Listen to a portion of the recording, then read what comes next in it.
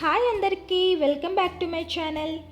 ఈరోజు వీడియోలో ఆలు ఇంకా పచ్చి బఠానీతో మసాలా కర్రీ ఎలా చేసుకోవాలో చూపించబోతున్నాను. ఈ కర్రీ వచ్చేసి పూరి, చపాతీ, రోటీ, రైస్, రాగి సంగటి అలానే ఏ వెరైటీ రైస్లోకైనా ఇది సైడ్ డిష్గా చాలా బాగుంటుంది.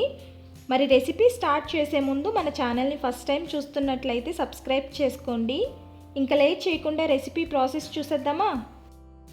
ఈ కర్రీ కోసం నేను ఇక్కడ 3 మీడియం సైజులో ఉండే బంగాళదుంపల్ని తీసుకున్నాను. ఇవి వచ్చేసి వెయిట్లో 250 గ్రామ్స్ వరకు ఉంటాయి. వీటిని నీట్గా పీల్ చేసేసుకొని ముక్కలుగా కట్ చేసుకుందాం. ఈ ముక్కలు కలర్ చేంజ్ అవ్వకుండా వాటర్లో వేసుకుందాం. చూసారు కదా, ముక్కలు మరీ చిన్నగా మరీ పెద్దగా కాకుండా ఇలా మీడియంగా కట్ చేసుకున్నాను. ఇప్పుడు 2 టమాటాలని నీట్గా వాష్ చేసి ఇలా ముక్కలుగా కట్ చేసుకొని మిక్సీ జార్లో వేసుకుందాం. అలానే కొద్దిగా అల్లం ముక్కలు, 5-6 వెల్లుల్లి రెబ్బలు, వీటితో పాటు గ్రేవీ టేస్ట్గా ఉండడానికి 7 నుండి 8 జీడిపప్పును కూడా వేసుకొని మెత్తగా మిక్సీ పట్టి తీసుకోవాలి. చూసారు కదా, ఇలా ఫైన్ పేస్ట్లా గ్రైండ్ చేసుకోవాలి. ఒకవేళ జీడిపప్పు లేకపోతే తెల్ల నువ్వులు ఉంటాయి కదా, అవి కూడా వేసుకోవచ్చు. ఇప్పుడు ఈ పేస్ట్ని పక్కన పెట్టుకుందాం. ఇప్పుడు స్టవ్ ఆన్ చేసి కుక్కర్ పెట్టుకుందాం. త్వరగా చేయడానికి కుక్కర్లో చేస్తున్నాను, కావాలంటే నార్మల్ కడాయిలో కూడా చేసుకోవచ్చు. నెక్స్ట్ ఈ కుక్కర్లో 3 స్పూన్స్ ఆయిల్ వేసుకుందాం. ఆయిల్ వేడైన తర్వాత 1/2 స్పూన్ జీలకర్ర వేసుకొని వేయించి 2 మీడియం సైజు ఉల్లిపాయల్ని ఇలా చిన్నగా చాప్ చేసుకొని ఇందులో వేసుకుందాం. మనం గ్రేవీలా చేస్తున్నాం కాబట్టి ఆనియన్ ఇలా చిన్నగా కట్ చేసుకుంటే గ్రేవీ టెక్స్చర్ కూడా బాగుంటుంది. ఇలా కలుపుతూ ఉల్లిపాయ ముక్కల్ని బాగా వేయించాలి. ఇలా బాగా వేగిన తర్వాత మనం మిక్సీ పట్టిన టమాటా పేస్ట్ని ఇందులో యాడ్ చేసుకుందాం. ఇప్పుడు ఒకసారి కలిపి మనం ఈ పేస్ట్లో వేసుకున్న టమాటా, అల్లం, వెల్లుల్లి పచ్చివాసన పోయేంత వరకు మంచిగా వేగనివ్వాలి. పచ్చివాసన పోయి బాగా వేగిన తర్వాత మసాలాలు వేసుకుందాం.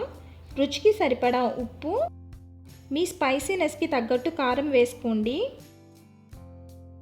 1/2 స్పూన్ పసుపు, 1/2 స్పూన్ ధనియాల పొడి, కొద్దిగా గరం మసాలా, 2 రెమ్మల కరివేపాకు, 2 పచ్చిమిర్చిని ఇలా ఘాట్లు పెట్టి వేసుకుంటున్నాను.